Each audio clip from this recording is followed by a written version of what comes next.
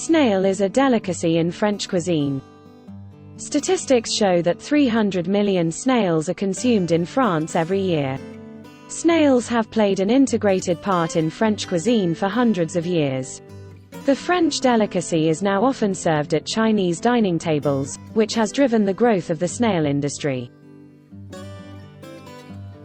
In a small township in Jiaxing, the local people started breeding snails 35 years ago, in 1987.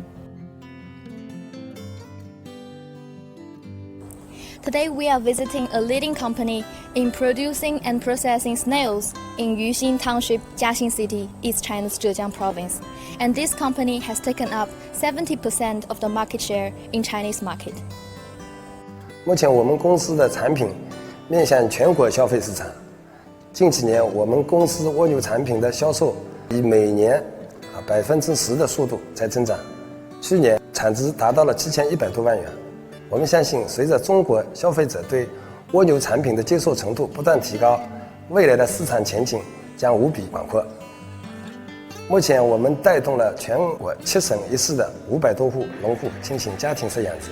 我们会进行技术指导，帮助农户做到标准化、订单式养殖，符合要求的蜗牛我们都统一售后，保障农民的收益。